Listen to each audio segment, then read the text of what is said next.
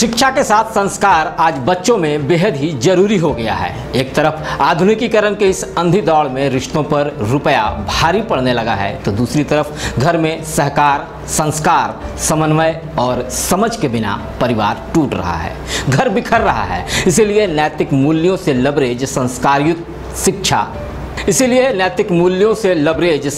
युक्त शिक्षा को बढ़ावा देना वक्त का तकाजा है, जिसे आत्मसात कर अपने बच्चों का भविष्य गढ़ रहा है संत मरियम आवासीय विद्यालय।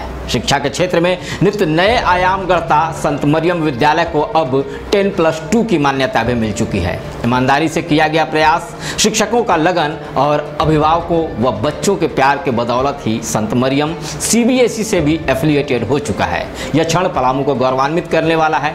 शून्य से शिखर तक पहुँचे और विद्यालय को इस ऊंचाई तक पहुँचाने में संत मरियम के निदेशक अविनाश देव का अथक प्रयास और उनका संघर्ष रंग लाता दिखलाई दे रहा है। तभी तो वे संत मरियम को भविष्य के विश्वविद्यालय के रूप में देख रहे हैं और पलामू को भारत का आईना बता रहे हैं। के लिए संत मरियम विद्यालय को 10+2 की उपलब्धि मिलना, CBSE बोर्ड द्वारा मान्यता मिलना, ये बहुत बड़ी उपलब्धि है और सभी अभिभावक का आशीर्वाद है, शिक्षकों की कड़ी मेहनत है और कड़ी मेहनत का परिणाम है कि आज विद्यालय अपने शिखर पर पहुंच रहा है और विद्यालय परिवार ने अपने मेहनत के बल पर ईमानदारी से अपने कार्यों में लगा हुआ है। निश्चित तौर पर पलामू एक शिक्षा के क्षेत्र में एक नया मुकाम हासिल करेगा और पलामू भारत का आईना होगा, ये मुझको पूर्ण विश्वास है। कोरोना संकट के बीच जब सारी व्यवस्थाएं लॉक थी, इस लॉकडाउन में भी वैकल्पिक व्यवस्था के साथ स्कूली बच्चों की शिक्षा को विद्यालय प्रबंधन ने रुकने नहीं दिया। अब जब स्थितियां सामान्य हो रही हैं, तब स्कूली सिस्टम भी धीरे धीरे कर पटरी पर लौट रहा है। 10+2 के लिए संत मरियम में नामांकन प्रारंभ हो चुका है और इस बार भी विद्यालय प्रबंधन ने बेटियों के लिए, दिव्यांगों, अनाथों और आर्थिक रूप से कमजोर लोगों के लिए निःशुल्क नामांकन की घोषणा की है। विद्यालय के चेयरमैन सह झारखंड माटीकला बोर्ड के सदस्य अविनाश देव कहते हैं कि शिक्षा में क्रांतिकारी बदलाव के बगैर विकास संभव नहीं है, इसीलिए सबको हक है पढ़ने का। वे कहते हैं कि पैसे के अभाव में किसी की शिक्षा रुकने नहीं देंगे। अभी 11 क्लास के लिए नामांकन प्रारंभ हो चुका है।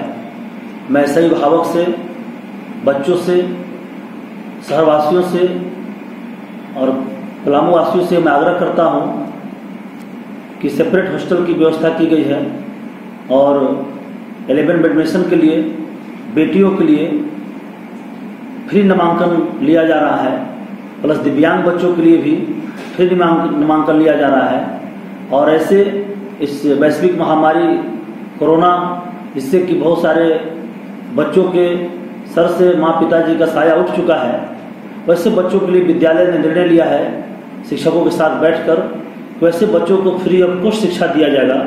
पढ़ाई में उनकी बाध्यता न हो, कोई दिक्कत न हो। विद्यालय परिवार ने इस पर हमेशा लगा हुआ है, पहले से भी कार्य करते आ रहा है कि कोई बच्चा पैसे के अभाव में शिक्षा से वंचित न हो, ये हम लोग इसका पूर्ण ख्याल रखते हैं। अभिभावक भी साथ दे रहे हैं, शिक्षक साथ दे रहे हैं।